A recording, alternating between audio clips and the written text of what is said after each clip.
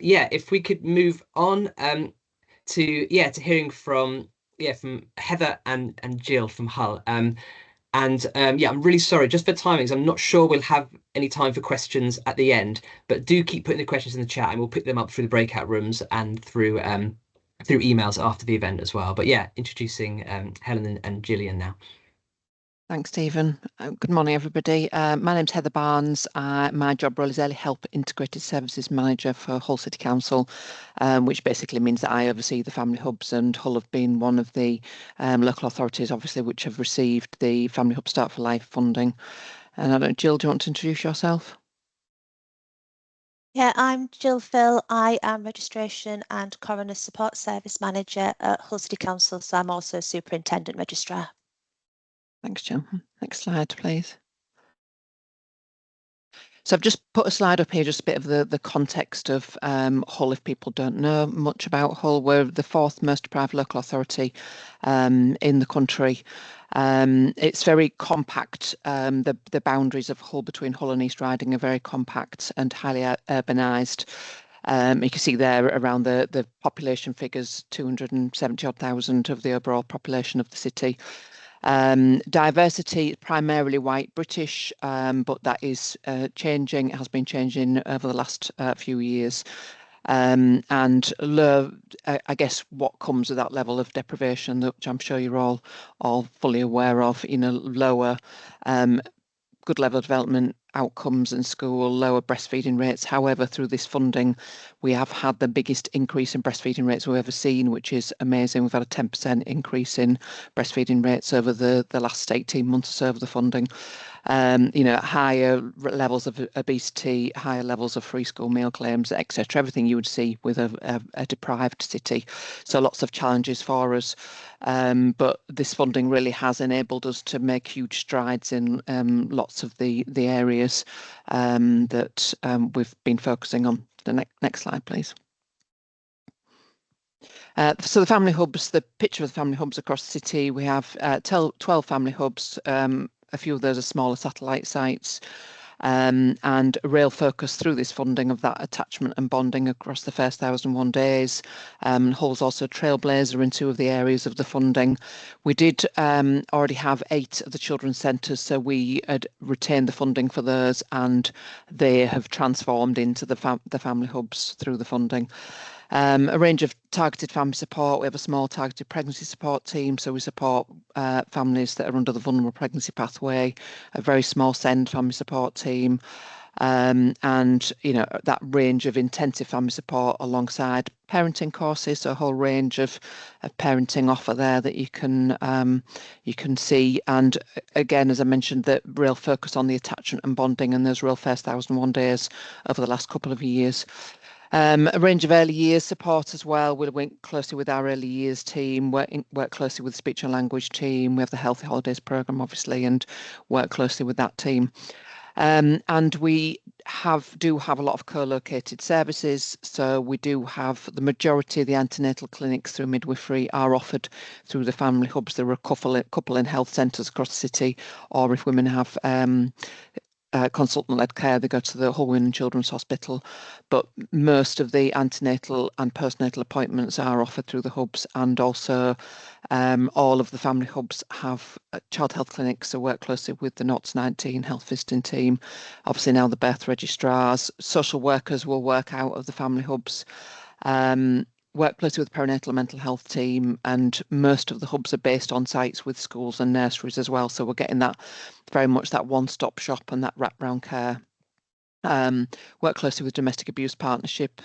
High levels of domestic abuse in the city, one of the the real big issues for Hull.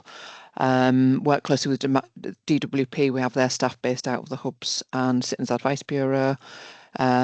Work with the dental health team, smoking cessation, etc. So that real close working with the whole range of that partnership across family support. And I think just building on that conversation that we've previously had, our front of house staff, so our reception staff, we're all currently being trained we've developed our own welcome criteria, and they've all now got badges that previously, well, they've all still got the lanyards, but will have badges saying, "Hello, my name is," so that when families walk into the centre, they have a named person as soon as they walk in. And the families that would attend the registrar appointments, that the reception staff or the family support staff would be expected to do that, explaining what the whole range of support and services out there. But hopefully families will have attended the hubs anyway from their antenatal care. And maybe they're seeing the targeted pregnancy support staff or, other staff across the family hub services. Next slide, please. So I suppose a bit of the backstory that the family hubs, the registrar started working out some of the family hubs in COVID. The hubs remained open, and we were one of the only public-facing teams across the city that did stay open, really focusing on some of those children that may not be seen and may be more vulnerable. So we did stay open, and obviously the registrar service ceased for a while, and then we trialled it in 4 of the hubs. There were lots of challenges, and we were obviously trying to do it within COVID restrictions and in a very rushed manner. So lots of challenges at that point. However, we did continue delivering the birth registration service out of 2 of the hubs, and then when the restrictions were lifted, they moved back into the central office within Hull. And then the family hubs, Hull was notified that we'd be receiving the family hub Start for Life funding. And we restarted those conversations between Jill and Jill's head of service and ourselves about moving back into the hubs and doing it in more of a, I suppose, less rushed manner. And then I think reflecting on the previous presentation, I suppose I hadn't described it like that relational approach, but I think really that's what we did, wasn't it, Jill? That it was around building those relationships between the teams, between our staff. Some of those complexities that were previously talked about, unpicking those and looking at how we could resolve those, the issues around the safes and the confidentiality and the booking systems. But I think that's Jill's expertise area. But I think our staff within the hubs, and we had like one of our lead admin people work closely with Jill and her team, and the family hubs managers work closely with Jill and her team to unpick and resolve those issues as they came. And some of them they took ages, some of them didn't they, Jill? I mean, Jill will talk about that, but some of them were complex, things like the IT. I think one of the family hubs that we delivered it out of, we didn't realise that the building was like a metal block box from the point of view of our IT connections and how complex that became. And but we just kind of work through them and resolve them, the issues as they did come up. Next slide, please. So just really a bit of a summary of the data. I'd previously been asked to do this presentation a few months ago with the organisation Future Men, and they were really focusing on, was this increasing the attendance at the birth registration for dads that were married? So just some of the background there, that we set it up in the west of the city, Priory Family Hub. We've now got it there 2 days a week. The first day was from just 1 day a week from December 23, and the second day from May 24. Priory Family Hub is quite close to the border with East Riding, and because most people across Hull and East Riding give birth at Hull Women and Children's Hospital, we do see a lot of the East Riding families, which is absolutely fine. But therefore, my thought around that was that a lot of the parents may be more likely to be married, but that is just anecdotal, my thoughts around it. But we can see there that the less dads or less men attending in the west of the city. And we can see there that the data, that in total 478 adults have attended across Priory, and the majority of them female. And then 1 day a week at Long Hill, which is at the other side of the city, in the east of the city, from April 24. And then we've just recently started a second day there as well, due to parental feedback. But I guess all those benefits that were previously talked about, that accessibility as well for dads, meaning that that they don't have to go into the centre of Hull. So it's easier for dads if they are back at work by that point, for they can, you know, nip to the local, nip out of work and go to the local family hub. So it's a lot more accessible than having to drive into the middle of the city and get parked and etc. Next slide, please. I guess some of those benefits to the families, they know where to come to already. They may have been accessing the health visitor or a family support worker or the midwives already, so that they know where those buildings are. They then know that the local school is. They know where the nurseries are that are on the same sites.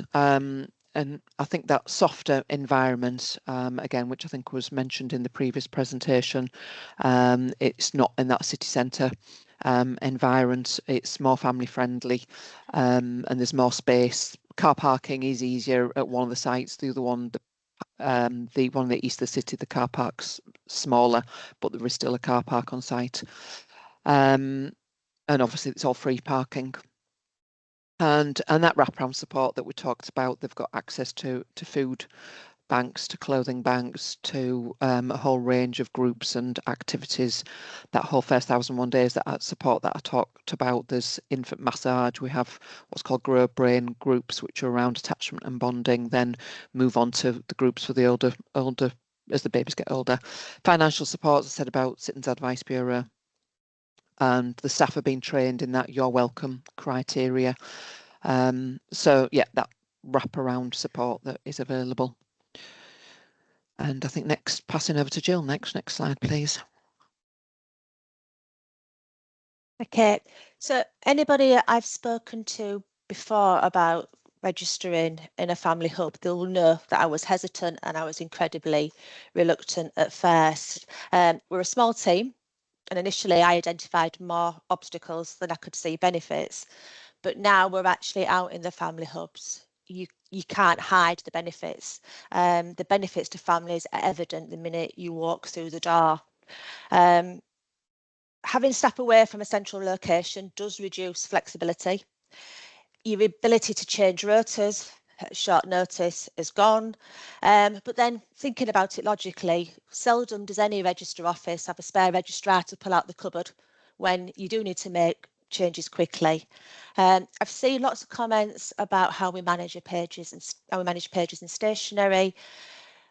When we went out to the family hubs in the first instance, we didn't provide an end-to-end service. As Heather said, it was quick after the pandemic. So at that point, we didn't issue certificates, we didn't take payments. That was one of the biggest problems to overcome, because that just creates you so much extra work in the back office.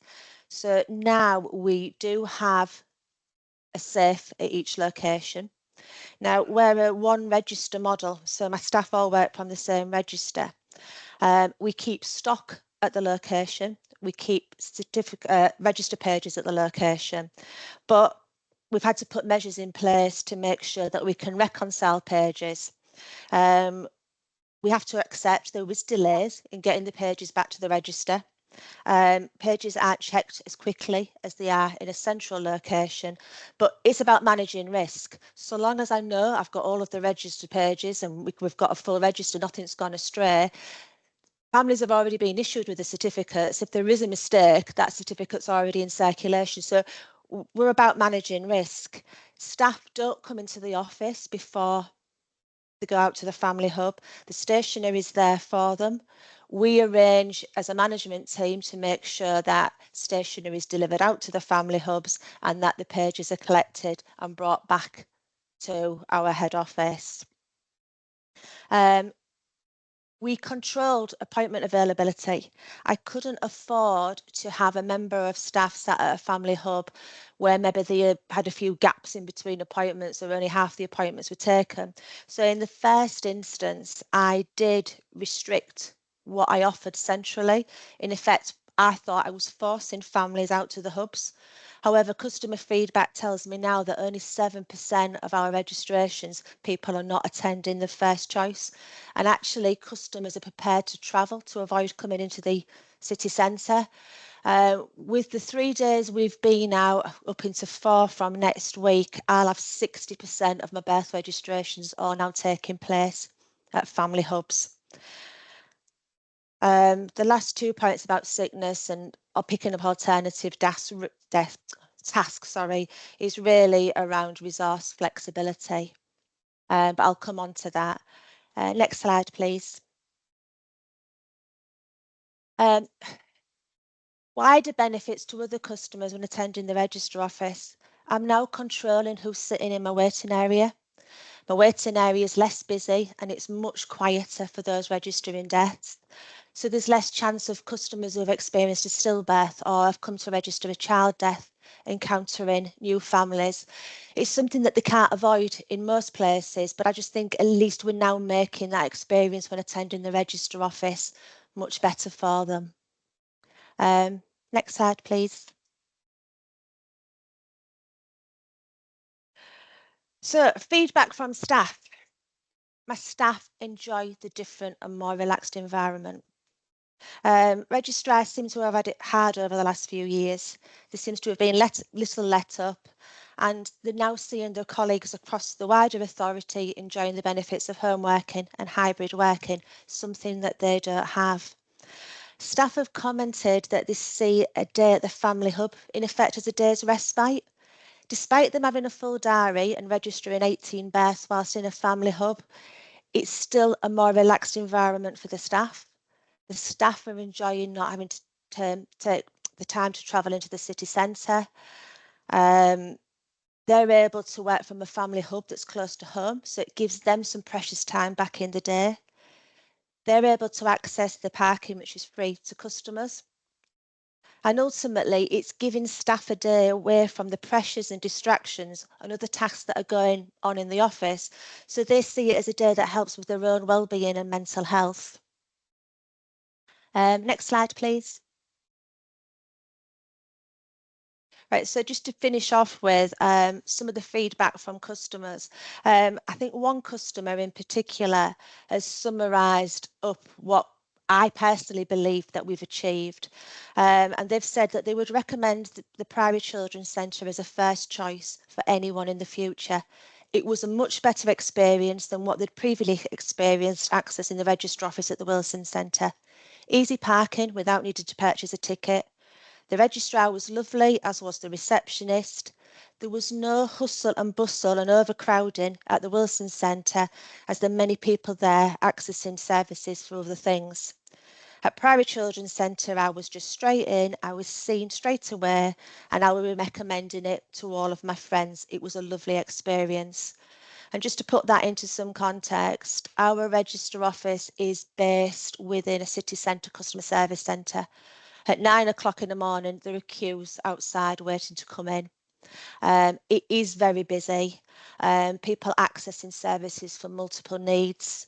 It's been seen as a target of antisocial behaviour, and we often have people really using it as safe refuge while they're desperate to access other services such as emergency housing. So what we're doing, we're taking families out of that environment, and possibly where a family, because the office was so busy, if they needed help and they needed to access other services, actually being in the family hub, you don't have to necessarily signpost, because the minute you walk in, it's so visible what other services can be accessed from there. And I think we're taking the stigma away of a customer looking to actually have to ask for help.